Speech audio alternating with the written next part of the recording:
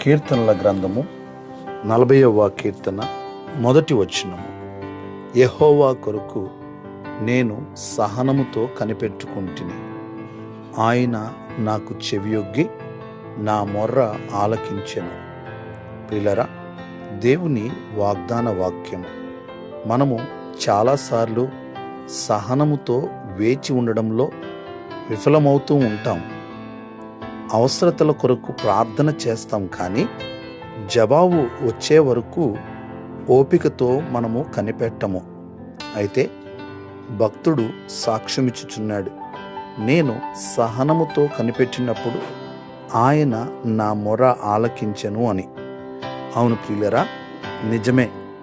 మన దేవుడు మన మొరను ఆలకించువాడై ఉన్నాడు. ప్రార్థన.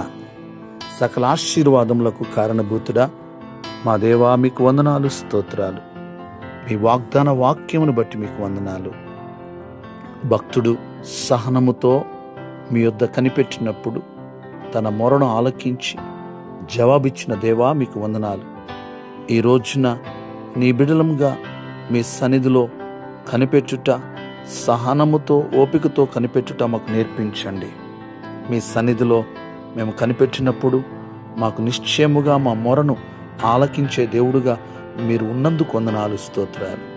ఈ వాగ్దాన వాక్యం విని ప్రార్థనలో ఏకీభవించిన ప్రతి ఒక్కరిని, వారి కుటుంబాలను దీవించండి. అది ఈ దేశంలో వారైనా విదేశాలలో ఉన్నవారైనా ప్రభా, వారందరినీ మీరు దీవించి ఆశీర్వదించండి. ప్రభు, నిశ్చయముగా మా మొరను ఆలకించే దేవుడివై ఉన్నందుకు వందనాలు, స్తోత్రాలు చెల్లిస్తున్నాం. మాకు ప్రభు జవాబిచ్చే దేవుడుగా మీరున్నందుకు వందనాలు. అయా, ఈ దినమంతా మీ సన్నిధి తోడుగా ఉంచండి. మీరే మహిమ పొందండి. మా ప్రార్థనలు వ్యర్థము కావని మేము విశ్వసిస్తున్నాము. మీకే వందనాలు చెల్లిస్తూ యేసు నామములో ప్రార్థిస్తున్నాం తండ్రి. ఆమేన్.